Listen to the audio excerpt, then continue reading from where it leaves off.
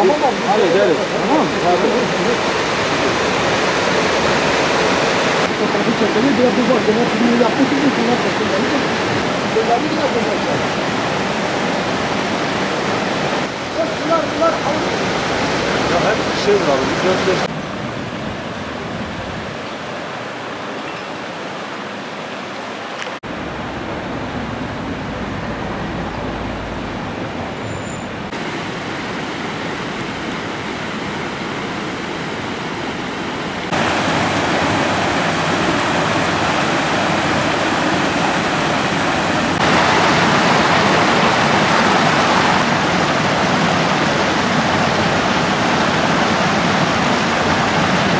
Ben bir mahalle muhtarı olarak mahallem şu anda Bingöl'ün en büyük mahallesidir.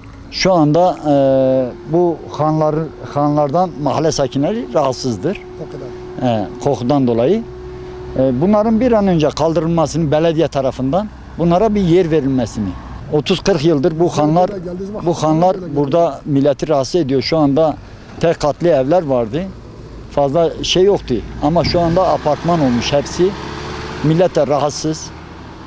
Mahalle içinde han olmaz. Bunların bir an önce belediye tarafından belli bir yere çekilmesi için rica ediyoruz. Belediye bu mesela burada dere yatağında yerler yapmış. Orada hayvan satım merkezi yapmış. Biz güzel bir yer yapmışız. Ondan sonra bunların bir an önce bu ova tarafına alınması için, hanların orada yapılması için. Mahallede güzel bir şeyler olmuş. Halı saha yapılmış. Çay bahçesi yapılmış. Çok güzel bir yer. Akşamları beklerim, gelin oturun. Çok güzel bir yer. Belediye başkanı da geldi Ramazan'da. Ama kokudan oturulmuyor. Hakikaten de bak mahallenin ta orta kesimlerinden bile bu koku geliyor. Çünkü rüzgar getiriyor. Bu taraftan hastaneye gidiyor koku. Bu tarafı esti mi mahalleye geliyor. Belediye sınırları içinde olduğu için belediyenin kaldırması lazım. Belediye başkanı bunu yaparsa büyük bir şeye de imza atmış olur. 2 yıllık kalmış belediye başkanının bir şeyler yapması lazım. Yoksa millet adamı vezir de eder, rezil de eder. Vallahi ben buna kanat getirmişim. Millet duyarlıdır. Artık seçimlerde ona göre oy kullanılır. Hizmet kim getirirse ona oy verirler. Hizmet getirmeyene de oy vermezler. Vallahi eğer ben bir şey yapamamışsam beni de paket ederler. Kim olursa olsun. Millet hizmetten yanadır. Ben burada belediye başkanına seslenmek istiyorum. Bir an önce bunların kaldırılması, mahallenin daha güzel, huzurlu yaşanması için. Muhtarım da aşağıda biz de röportaj yaparız. Ben de yaparız. Siz muhtarımı arayın götürün. Aleykümselam dayı gel. Gel sırayla konuşuruz.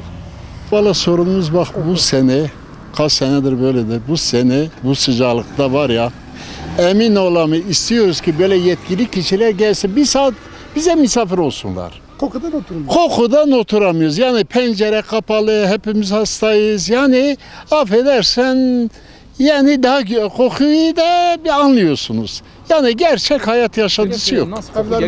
Ya affedersin hayvan kokusu kapı şey olunca içeriden duramayız.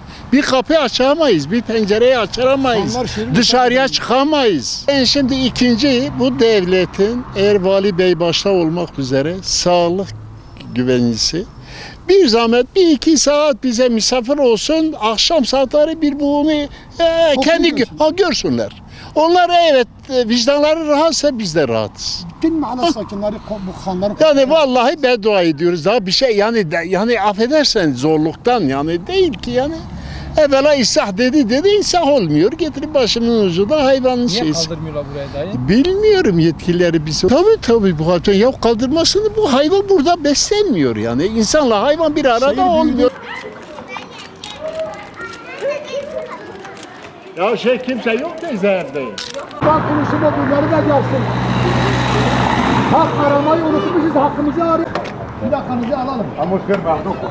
Bu kokularla ilgili olur. Gazeteciler Ahır sorunu. Yani burası bu mahalle gerçekten sıkıntılı. Yani burada Ben şu derede yayan geçtiğimde vallahi Kokudan kendi evimden daha rahatsızım o derede. Yani burada gece hele 9 ve 12 arasında orada ne yapıyor, ne hat çevriliyorsa bilmiyorum. Kokudan geçin. Vallahi kokudan geçilmiyor. Vallahi biz kendi evimizde rahat değiliz. Yani şimdi biz burayı o kadar güzel bir yer, güzel bir burası bir vadi olur diye biz burayı aldık.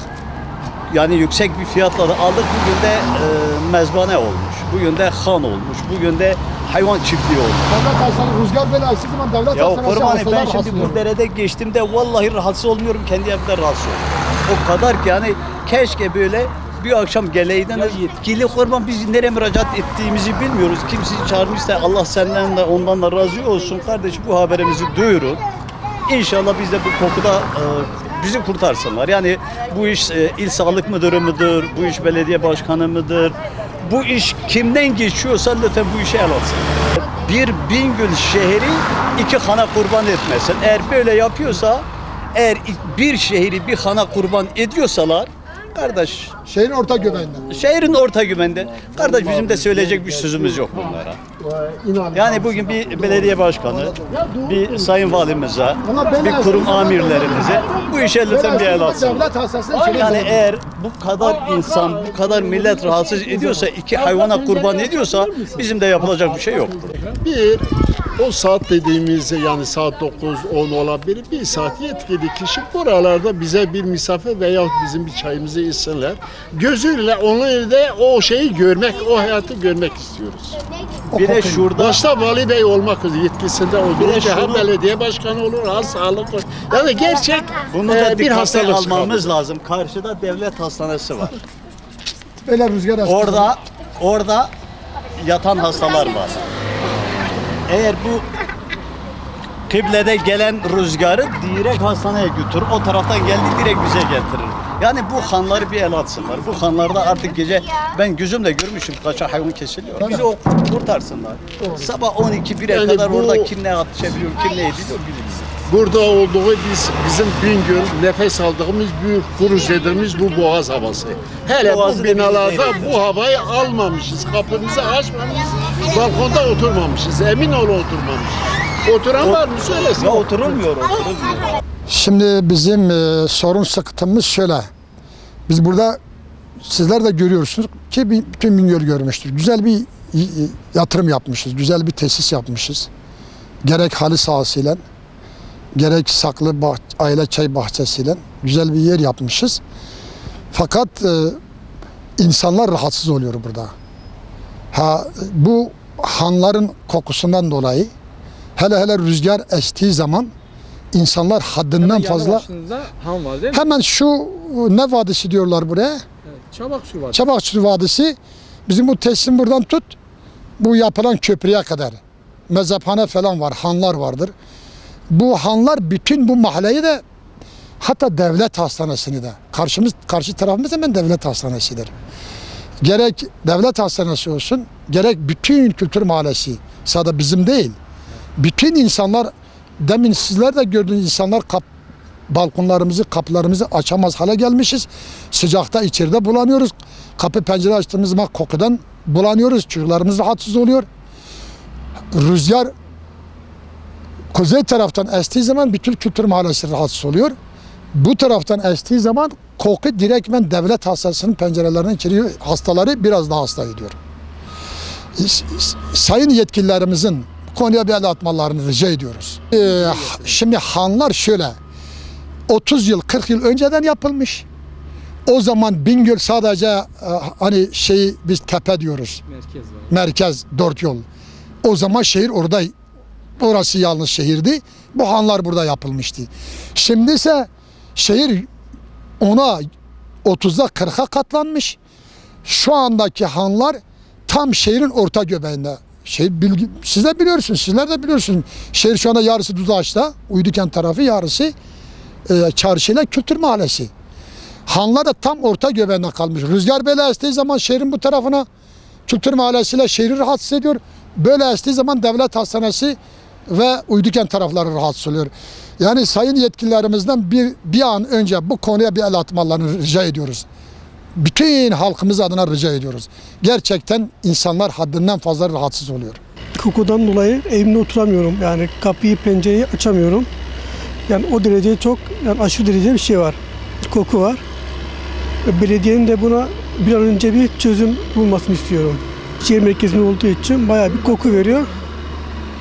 Evde oturamıyoruz yani bayağı bir rahatsız oluyoruz kokudan dolayı.